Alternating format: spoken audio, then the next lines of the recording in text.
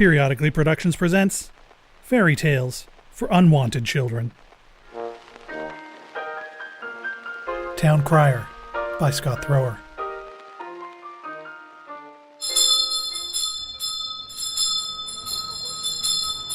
Once there was a boy whose job it was to travel about the city.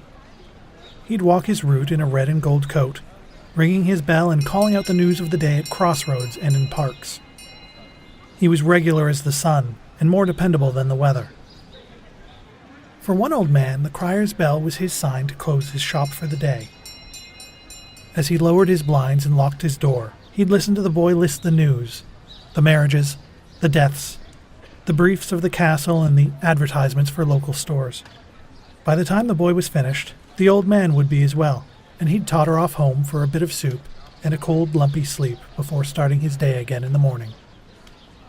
One afternoon, the crier was calling out his list of news while the old man fumbled at his lock. "The prince remains missing," the boy cried, "and the reward has been doubled for his safe return." Both were so engrossed in their tasks that neither saw the runaway cart until it was nearly too late, but a passing baker pulled them aside, leaving them safe but shaken in her arms. It took the old man a moment to thank his savior and extricate himself from her grasp, but the crier hardly missed a beat. "The prince is said to be in good spirits," the boy cried, readying his bell and continuing on his route, "and the marriage will take place as planned." The old man was confused, and he looked at the mottled face of his savior, a baker from up the street. "What was that?" he asked. "Has the prince been found?"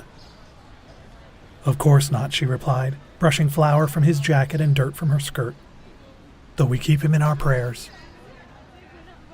For the rest of the night the old man worried at it, trying to play it off as a trick of shock and yet feeling certain of what he heard.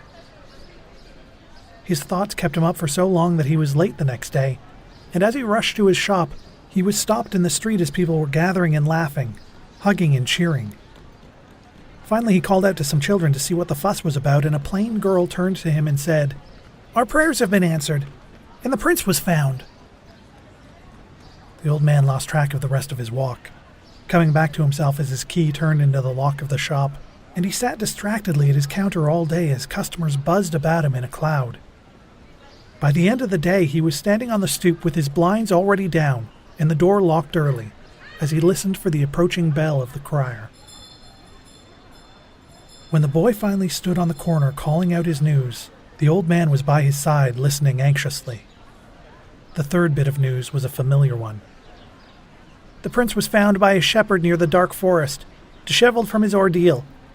The prince is said to be in good spirits, and the marriage will take place as planned."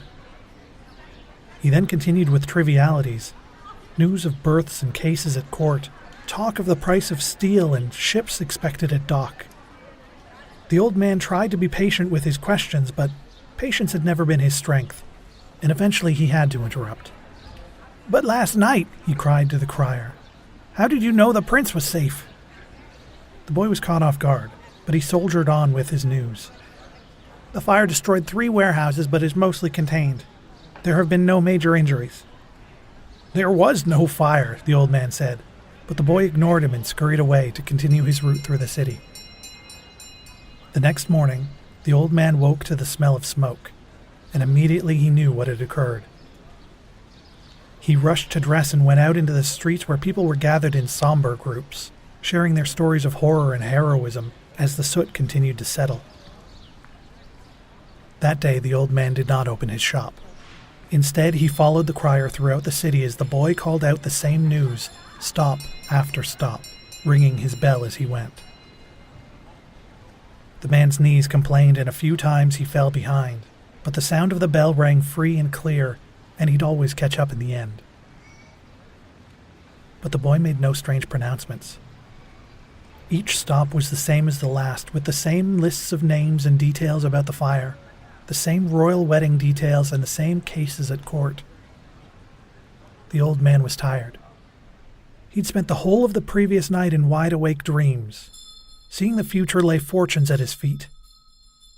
His shop was closed, and he'd just follow the crier through the streets, listening by day and investing by night. He'd win contracts and bets, win favor with his helpful words, win love with his success.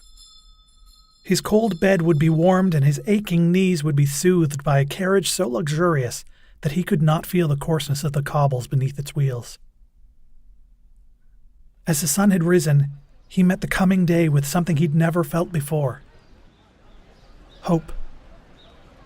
But that hope drained away with each stop the crier made that consisted of nothing but news for today, without a hint of news for tomorrow. The old man grew grumpy as the afternoon wore on, with nothing of note except the nervous glances from the crier, who was not used to being followed. As evening came, the old man slumped on the stoop of his own store, exhausted to a degree he had never once felt before, so worn that he thought he might stay the night there because he lacked the strength to go home.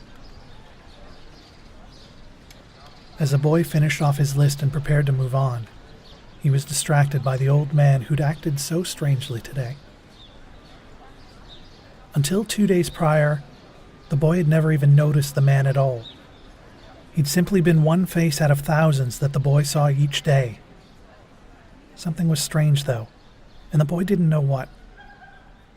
But as he considered it, the boy slipped from his news without thinking.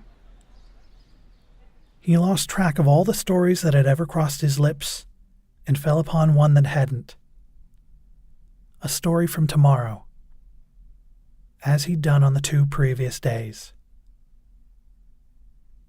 Except this was a story that should have never been told. "We all died this morning," the crier said, unaware of the words on his tongue. "All of us."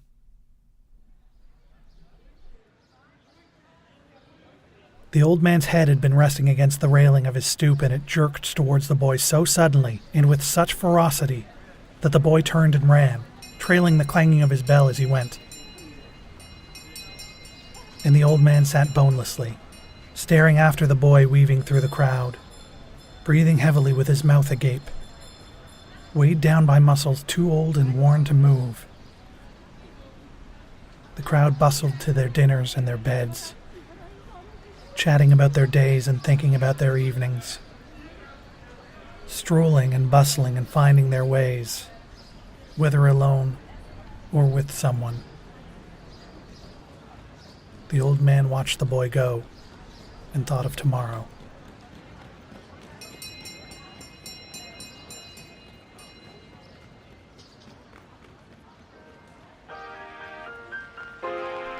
Did you find a moral for this week's story? Let us know on Twitter at periodicallypod, or join the Fairy Tales for Unwanted discussion group on Facebook. For more fairy tales for unwanted children, join us at unwantedchildren.ca.